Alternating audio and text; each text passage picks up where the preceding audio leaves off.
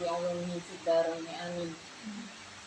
قال الله تعالى في كتابه الكريم أعوذ بالله من الشيطان الرجيم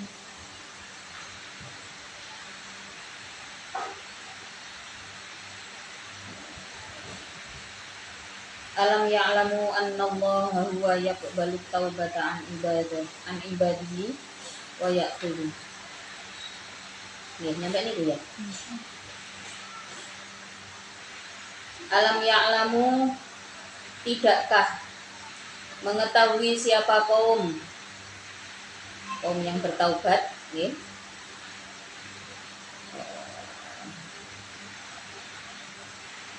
Di sini bisa kembali ke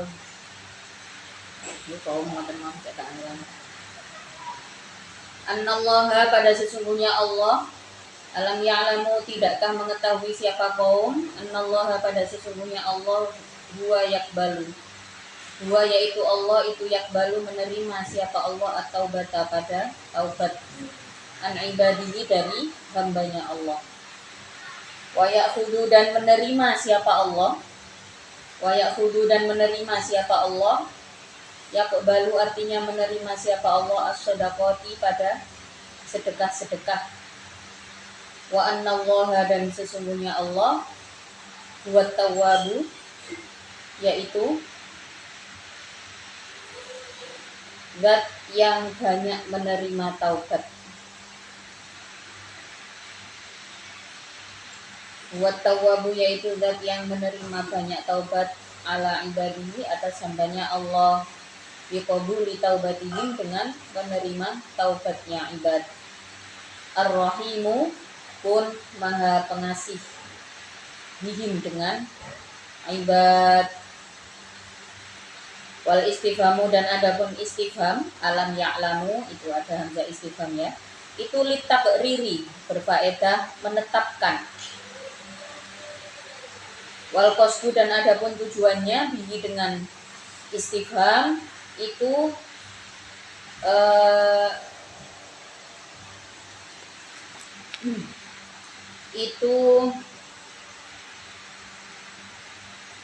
nahyi juhum,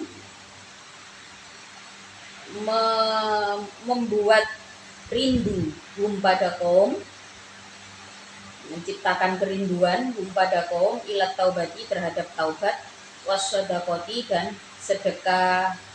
Jadi ini masih berkaitan dengan ayat yang sebelumnya, ya. Turun ayat mengenai orang-orang yang menyesal karena terlanjur tidak ikut jihad. Ketika Rasulullah datang pada ayat sebelumnya, wa akharu na'tarafu bidunubihim, orang-orang yang tidak ikut perang, kemudian mereka i'tiraf, ada pengakuan dosa. I'tarafu bidunubihim, ada pengakuan dosa karena enggak mau terlanjur tidak ikut perang tanpa adanya udzur, enggak ada udzur, enggak ada apa, pokoknya enggak ikut perang. Kemudian mereka menyesal. Lalu Allah katakan, asallahu ayyatuba alaihim. Allah perintahkan kepada Rasulullah untuk mendoakan orang-orang yang menyesal itu. Didoakan, mudah-mudahan Allah menerima taubat kalian, karena Allah Maha Pengampun dan Maha Pengasih. Terus khudh min amwalihim shadaqatan, dan sampai akhir ayat itu dijelaskan, ambillah harta sebagai sedekah untuk membersihkan dosa-dosa mereka. Terus dilanjutkan wa shalla alaihim. Jadi karena Rasulullah itu memang hatinya baik gitu ya, punya empati yang tinggi, maka dalam menangani orang-orang yang menyesal gitu ya atas kesalahannya, supaya mereka tidak tenggelam dalam penyesalan, karena sebenarnya ini orang-orang baik begitu. Tapi ya campur Mereka ada yang memang benar-benar menyesal ya, seperti orang-orang yang dijelaskan pada ayat ini. Jadi kan ini turun ayat memberi kesempatan taubat bagi orang-orang yang menyesal gitu. Terus karena Rasulullah ini orangnya punya empati tinggi ya, maka Rasulullah juga tidak menyumpai apa-apa gitu ya. Kata Allah, sholli alaihim, doakan mereka. Nah ini bisa kita ambil pelajaran ya. Ketika kita menjadi seseorang yang penting dalam sebuah kelompok, entah mungkin posisinya nanti kalian menjadi ibu begitu ya, menjadi guru atau menjadi seorang leader, seorang pemimpin. Kalau ada kelompok kita yang membuat pengakuan dosa gitu ya, mengakui kesalahan kemudian menyesal ya, tapi kan kesalahannya sudah terlanjur dilakukan. Nah itu perlu dijelaskan, iya kamu memang salah, maka penting bagi seorang pemimpin itu untuk punya aturan pasti. Aturan pasti yang tidak boleh dilanggar, dan ketika ada masalah, bagaimana mengkomunikasikan masalah tersebut sehingga orang yang bersalah ini setuju dengan kesalahannya. Dengan menyetujui kesalahan, maka akan tahu ini cara memperbaikinya, setidaknya sampai dia punya keinginan untuk mengakui kesalahan, tidak keberatan untuk mengakui kesalahan. Nah ketika sudah diakui kemudian menyesal, bagaimana sikap seorang leader yang tepat? Ya seperti yang dijelaskan dalam ayat ini. Pertama, tentu saja kita boleh nih mengungkapkan kekesalan, yang penting jangan mencela yang jelek-jelek nih, jangan mencela sing sampai kebun binatang metu kabeh ya. Sing babi lah, sing jangkrik lah metu kabeh, jarene babine lho kok digowo-gowo. Enggak boleh kalau seperti itu nih. Mengungkapkan kekesalan boleh, bahkan pada ayat ini disebutkan ungkapan asallahu ayyatuba alaihim. Ini kan seperti sebuah ungkapan kekesalan yang boleh kita ucapkan.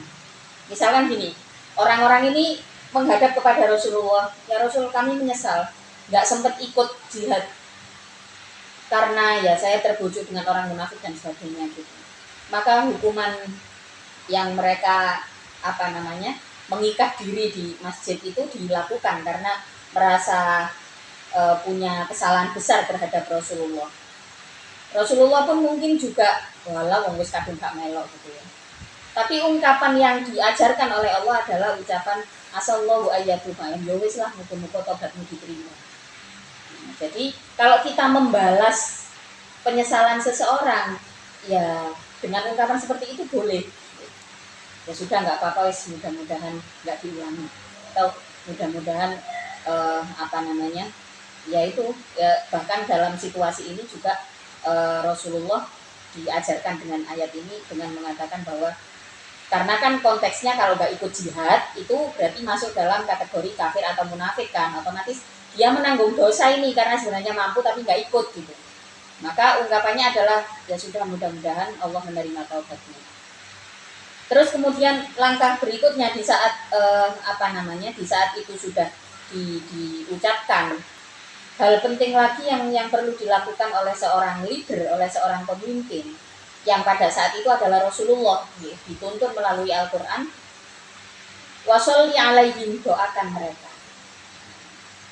Washolli alaihim, dilanjutkan lagi, inna sholataka sakanul lahum, karena doa-doa darimu akan menenangkan mereka.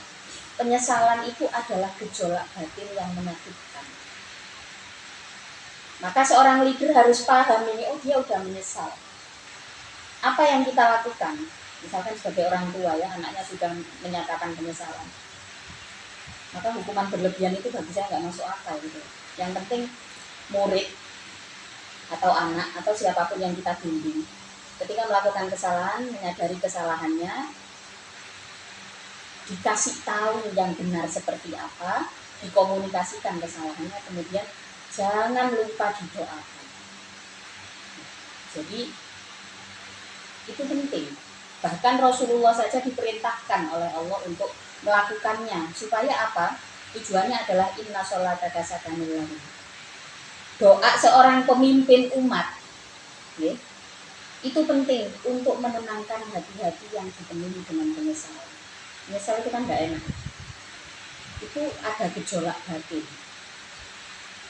Maka kenapa disebutkan, kenapa yang berkaitan dengan penyesalan, dengan i'tiraf ini, dengan pengakuan dosa itu terus kok di bagian ayatnya, di ayat berikutnya dijelaskan washolli alaihim inna sholataka sakanul lahum, karena orang yang menyesal, seseorang yang menyesali perbuatannya, penyesalan itu berat, ada gejolak di batin, supaya tenang, ya.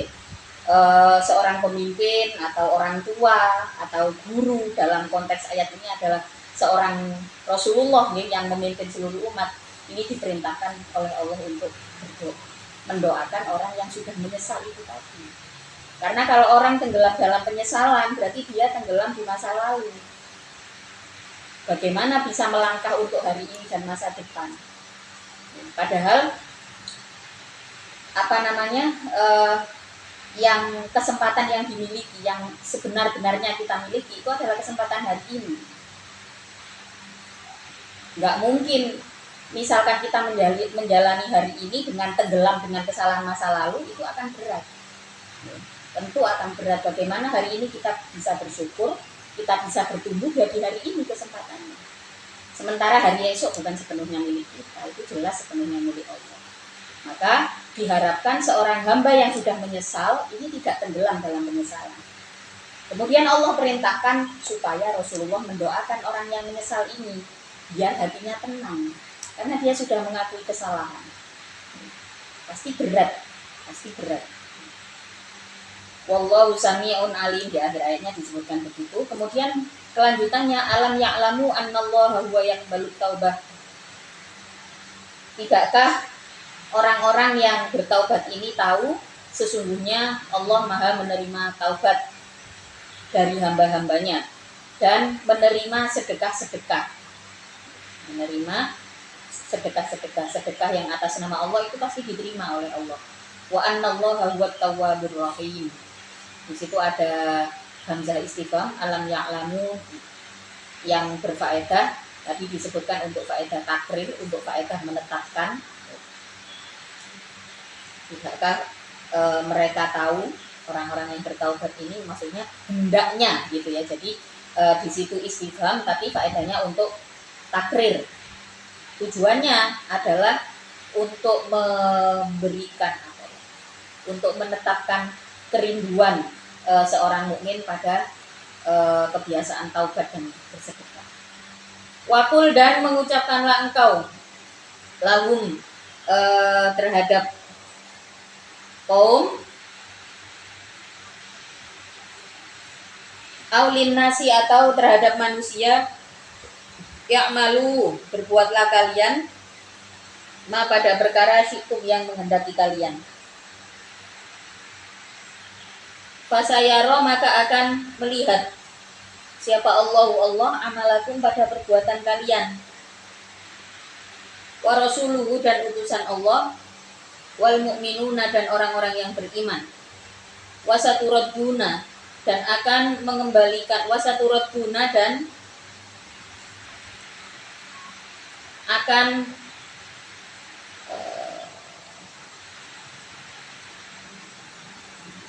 kembali kalian, bil ba'si, dengan hari kebangkitan, ila alimil ghaibi, pada zat yang mengetahui perkara yang samar. Ila alimil ghaibi, pada zat yang mengetahui perkara yang samar. Wasyahadati, dan alam yang terlihat, alam yang jelas. Wasyahadati, atau bisa juga wasyahadati, dan zat yang mengetahui perkara yang jelas. Aillahi, artinya Allah.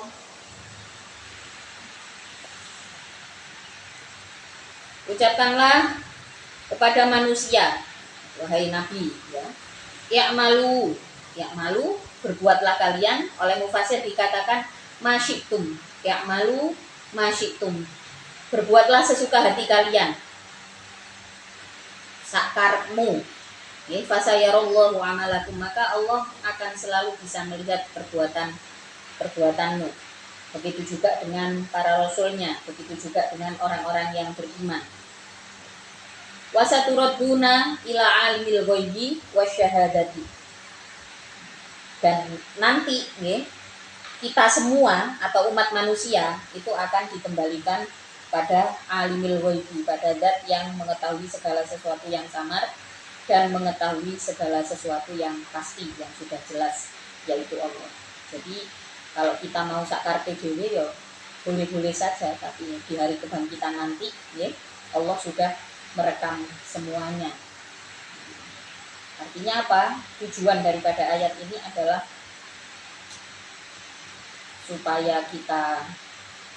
supaya umat manusia itu menyadari keberadaan Allah, menyadari betapa pentingnya menjaga sikap. Jadi orang mau sejahat apapun, kalau takdirnya umurnya panjang ya dikasih sama Allah. Bahkan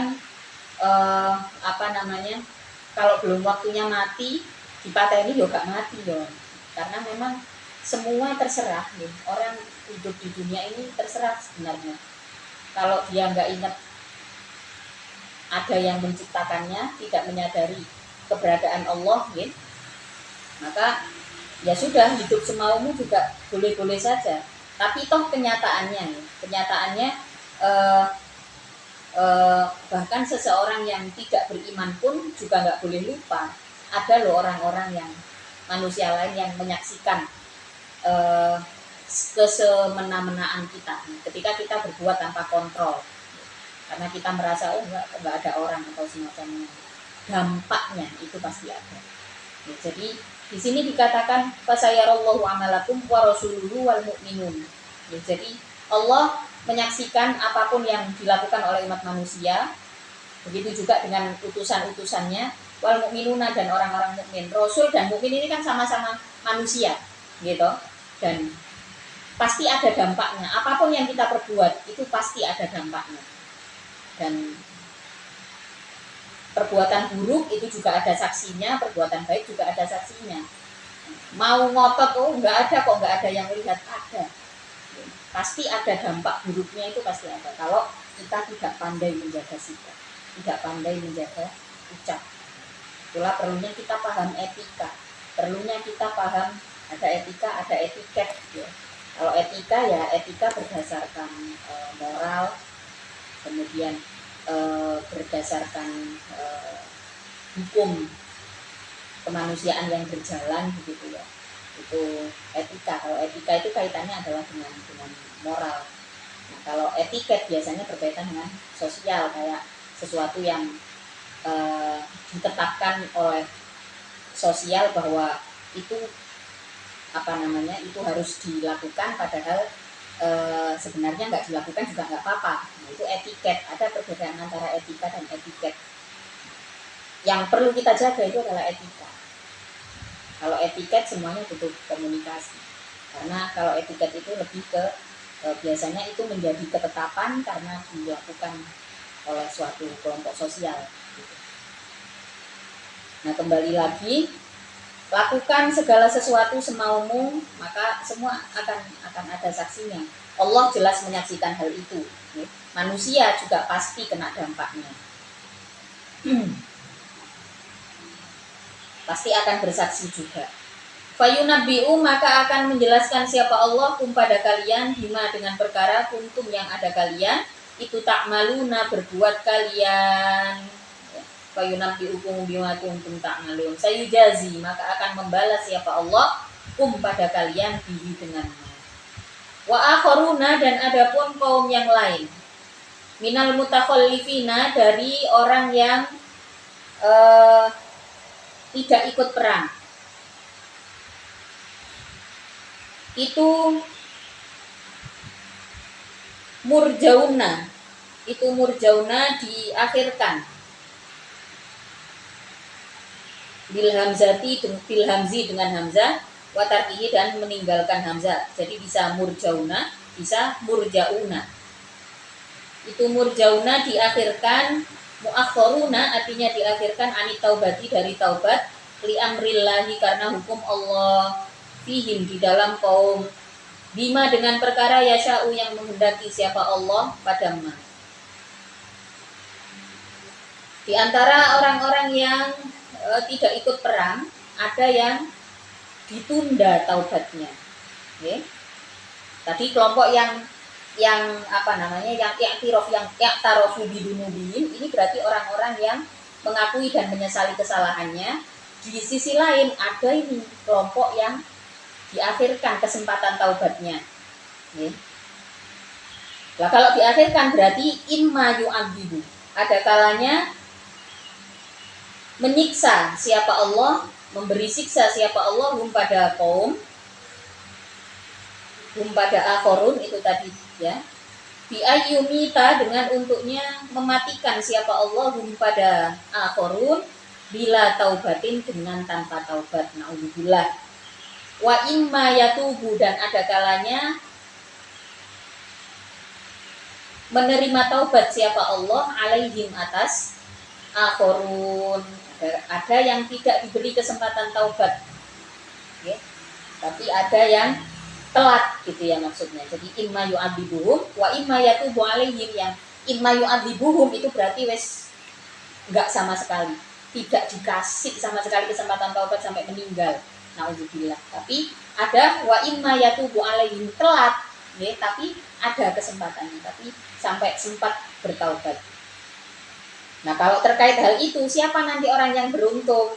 Dikasihlah teka-teki di dalam ayat ini. Wallahu adapun Allah itu alimun, maha mengetahui bi khalqihi dengan makhluknya Allah.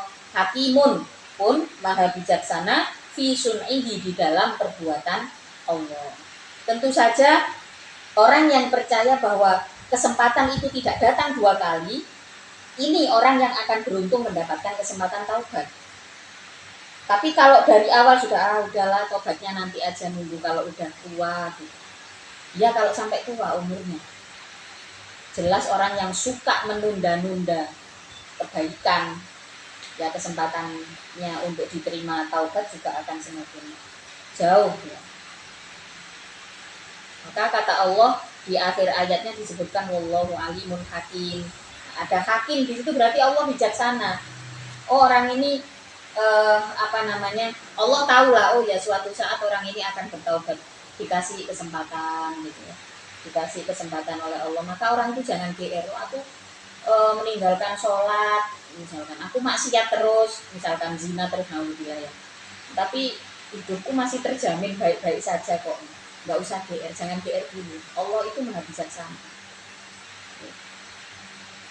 Bisa jadi itu terus diberikan sama Allah ya, karena memang dihindarkan dari kesempatan taubat. Gimana kalau gitu? Kalau sudah dihindarkan dari kesempatan taubat, mungkin makin tua akan makin menyusahkan orang lain. Makin tua akan semakin sulit menghadapi satu kesulitan komunikasi dengan orang-orang terdekat, ya tentu akan berat ya hidup dengan cara seperti itu. Berikutnya fisuni di dalam perbuatan Allah bihim terhadap kaum wahum, adapun kaum itu as-salah satu,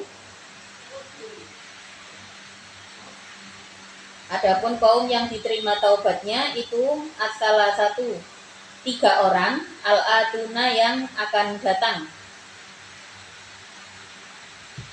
ba'du setelah ayat wallahu alimun hakim.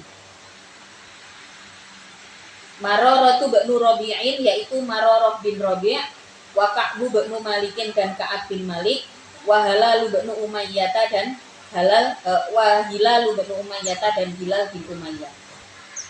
Takhallafu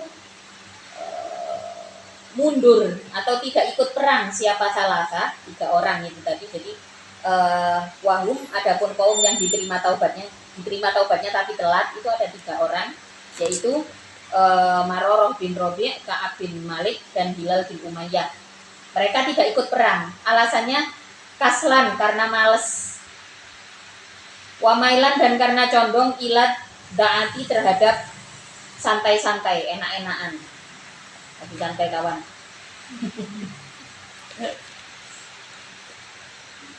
La nifaqo, tidak karena munafik. Jadi mereka nggak punya alasan apa-apa. Wala ya'tadiru, dan tidak mengarang udzur. Tidak mengajukan alasan. Siapa? Talaka. Jadi 3 orang ini nggak ikut perang, nggak ngasih alasan apa-apa, cuma karena males. Maka dikasih kesempatan sama Allah karena dia nggak bohong. 3 orang ini nggak munafik. Ya wis ngomong males. Mereka juga nggak alasan apa-apa. Maka yang kemarin saya bilang, kalau kita punya kecenderungan cari-cari alasan, kita perlu melihat lagi. Apa perlu alasan itu? Kalau alasan itu berisi kebohongan, jelas kita terjebak dalam perilaku munafik. Jadi orang yang suka beralasan, suka klarifikasi, itu perlu berhati-hati. Jadi ya kalau klarifikasi itu sepenuhnya benar. Ya, kadang orang klarifikasi itu kebanyakan suwe-suwe ngarang. Ya, suwe-suwe ngarang. Saya itu paling nggak suka ya, dengan situasi yang kita harus memaksakan diri untuk klarifikasi. Buat apa? Kita ngomong A, B, C juga. Tapi kadang-kadang ya memang ada orang yang suka banget klarifikasi. Tidak bisa melakukan sesuatu atau tiba-tiba berpindah melakukan sesuatu. Yang penting klarifikasi ini. Padahal klarifikasi itu nggak terlalu penting. Itu sama saja dengan klarifikasi itu kan apa ya, alasan yang diresmikan begitu kan. Jadi kalau kita punya kecenderungan suka membuat alasan nih, justru males aja. Inilah alasan kenapa 3 orang ini, ya, kenapa 3 orang yang disebutkan tadi itu diterima taubatnya, karena mereka nggak munafik. Mereka juga nggak ngajak-ngajak, intinya wong telu kepingin males ikut jihad. Maka suatu ketika sadar, nah dan memang alasan turunnya ayat ini ya karena ada 3 orang ini gitu. Mereka waktu yang lain membuat sumpah palsu, 3 orang ini nggak ikut. 3 orang ini nggak ikut. Jadi ya kalau jadi orang yang jujur karena males itu biasanya dibenci sama orang tua. Cirek males kok ngaku ya menurut gue males ya pancen kudu ngaku.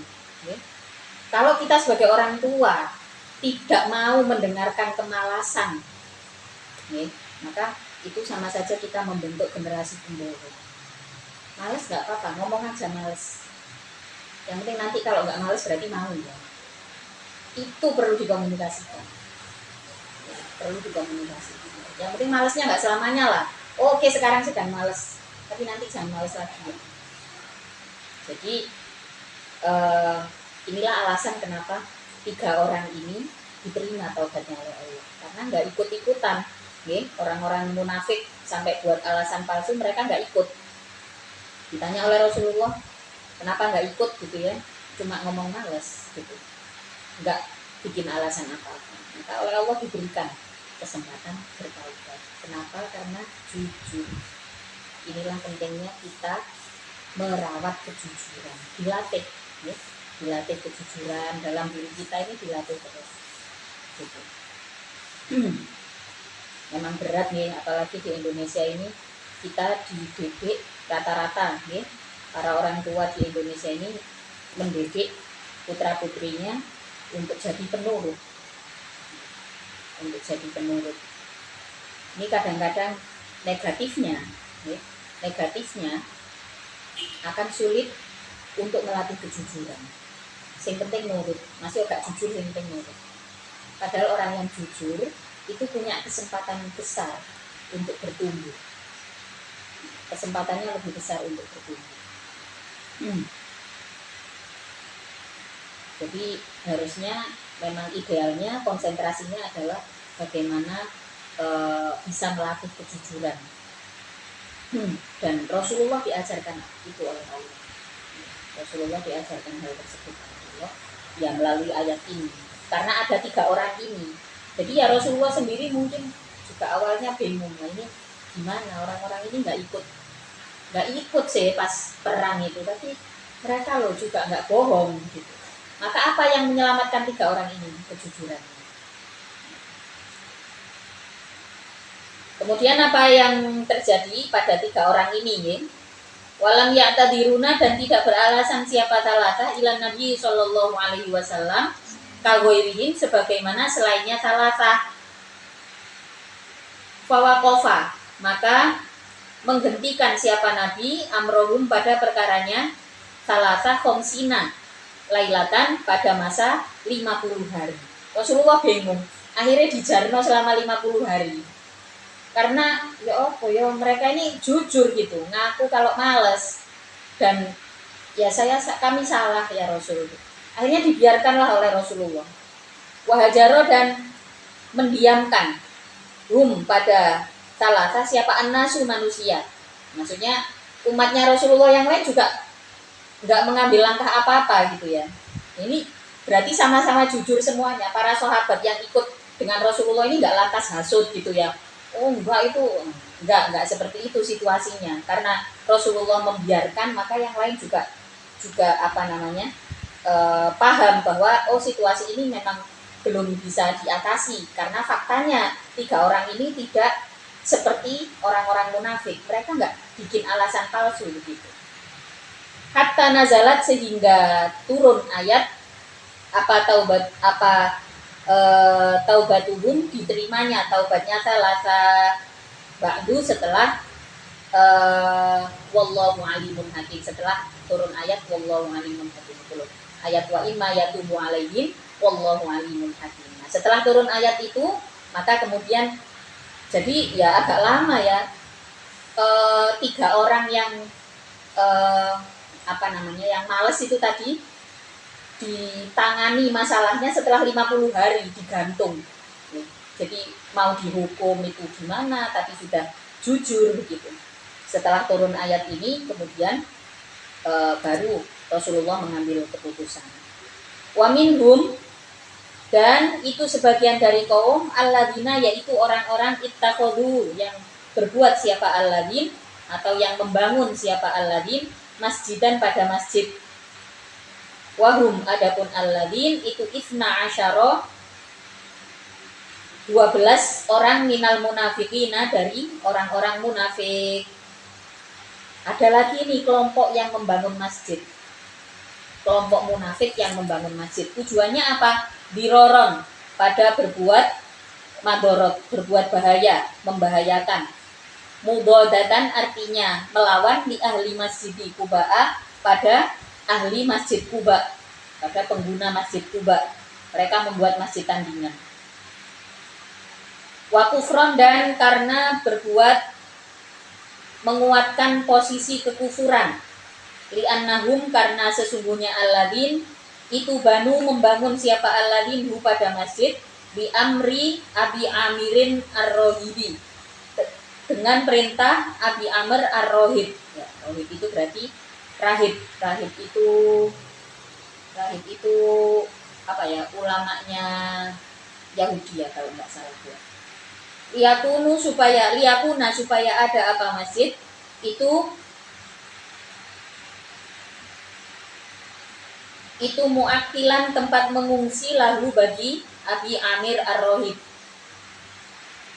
Yaqdamu, yang datang, fihi, di dalam masjid, siapa man orang, yakti, yang datang siapa man, min indihi, dari sisi Abi Amir. Wakana, dan ada siapa Abi Amir itu dahaba, pergi siapa Abi Amir, liyati, untuk datang siapa Abi Amir, bijunutin, dengan membawa malapetaka. Min Qaisara, dari kaisar negara Rum, dari kaisar Romawi. Jadi orang-orang munafik ini diperintahkan untuk membuat masjid tandingannya, masjid Kuba. Tujuannya apa? Tujuannya untuk menyambut musuh-musuh,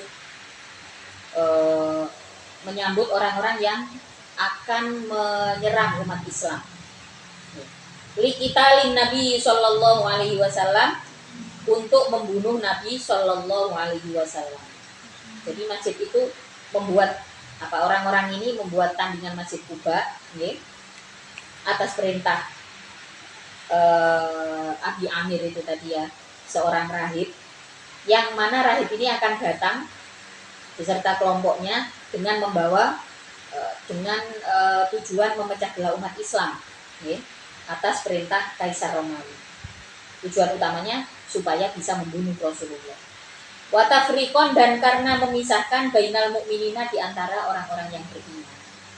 Lo itu lo yang gaya masjid, wong-wong munafik itu lo ya, perdamaian ini. Jadi membangun masjid yang tujuannya untuk memecah belah orang-orang yang beriman. Alladina, yaitu orang-orang yasiluna yang sholat, siapa alladin di Kuba'a, dengan di Masjid Kuba, di sholati ba'dihim, dengan sholat sebagiannya alladin fi masjidihim, di dalam masjidnya alladin. Tujuan pembangunan masjid itu bukan sebenar-benarnya untuk dipakai beribadah, ya, tapi dengan tujuan masjid tersebut dibangun untuk memecah belah umat Islam, ya, untuk memecah belah umat Islam. Jadi sejak zaman Rasulullah dulu selalu ada kelompok yang seperti ini, kelihatannya tidak beriman tapi membangun masjid. Nah, bagaimana kalau di zaman sekarang juga banyak tuh yang kayak gitu ya, gede-gedean bangun masjid. Ya mungkin baiknya kita husnudzon saja, ya. Jadi artinya begini, baiknya seperti apa? Kalau tidak jelas-jelas bahwa itu bertujuan untuk memecah belah umat Islam, ya, maka itu nggak akan jadi masalah.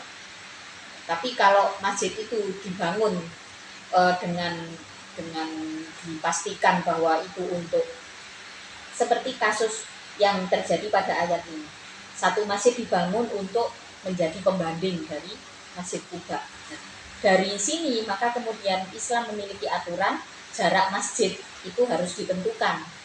Nah, kalau di dalam satu kompleks seperti ini ya, sudah ada satu masjid, maka tempat sholat yang lain nggak boleh jadi masjid, cukup menjadi musola. Apa bedanya masjid dengan musola? Kalau masjid ditempati untuk sholat id dan sholat Jumat, kalau musola hanya ditempati untuk sholat, untuk belajar, bolehlah semua di musola, tapi untuk sholat Jumat sama sholat id cukup di satu masjid dalam satu komplek tempat tinggal gitu. Tujuannya apa? Ya tujuannya biar menyatu, karena masjid ini adalah tempat berkumpulnya umat Islam. Pada masa itu dibuat pembanding Masjid Kuba untuk memecah belah umat Islam. Wa irsodan, dan karena mengawasi. Tarok kuban artinya mengawasi, liman menunggu ya. Jadi irsod itu apa ya? Kayak niteni titeni, mengawasi sambil menunggu gitu loh. Ya. Niteni bahasa Indonesia ini apa? Mengawasi kan ya. Jadi menunggu sambil melihat gitu. Liman, terhadap orang haroba yang memerangi, siapa man Allah, pada Allah, wa rasulahu, dan pada utusan Allah. Min qablu, dari sebelumnya, bina ai qabla bina ini artinya sebelum pembangunan masjid. Wa huwa, adapun man itu Abu Amir Al-Madhuri, yang telah disebutkan siapa Abu Amir. Wa irsadal liman haraballahu wa rasuluhu min qabl, kurang dikit lagi ya.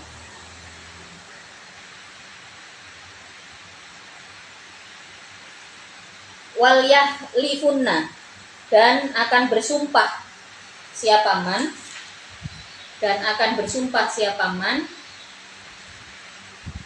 in aradna ai ma aradna, tidak menghendaki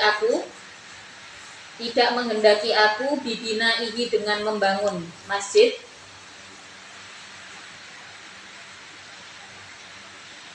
illal husna, kecuali berbuat baik, kecuali hanya untuk berbuat baik. Lek wis kepotokan, mereka pasti akan bersumpah, kepotokan, konangan. Kalau sudah ketahuan, nanti mereka akan mengucapkan, saya bersumpah ini hanya dibangun untuk kebaikan bersama. Nah, misalkan di Masjid Kuba nggak cukup, maka orang-orang bisa sholat di sini. Dan sumpah itu akan diucapkan. Seberapa banyak kita menjumpai di dalam ayat Al-Quran ketika menjelaskan orang-orang munafik yang ketahuan munafiknya, selalu dijelaskan di dalam Al-Quran, oh nanti mereka pasti bersumpah.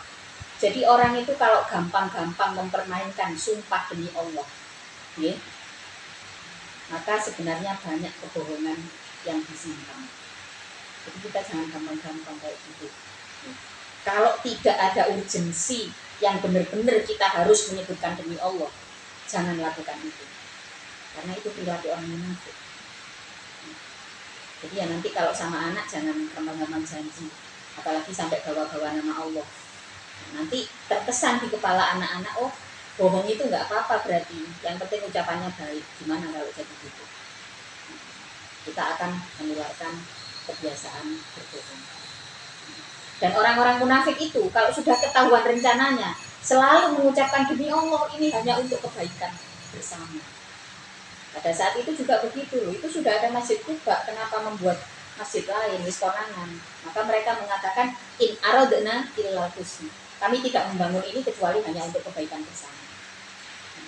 Minar rifki, nyatanya dari belas kasihan, bil miskini, dengan orang-orang miskin, sok-sokan sosialis. Fil matori, di saat hujan, wal hari, dan di saat panas. Wat tausiati, dan membuat kejembaran alal muslimina, atas orang-orang muslim. Maka kata Allah, wallahu, adapun Allah itu yashhadu, menyaksikan siapa Allah, innahum, sesungguhnya alladzin itu lakadzibuna, benar-benar berbohong siapa alladzin fi dzalika, di dalam in aradna tersebut. Wa kanu, dan ada siapa alladzin itu sa'alu, minta siapa alladzin an-nabiyya sallallahu alaihi wasallam, pada Nabi sallallahu alaihi wasallam, ayu sholliya, untuknya sholat siapa Nabi, fihi, di dalam masjid. Sampai minta Nabi segala untuk sholat di masjid tersebut. Fanazala wallahu ta'ala a'lamu bishawab. Al-Fatihah.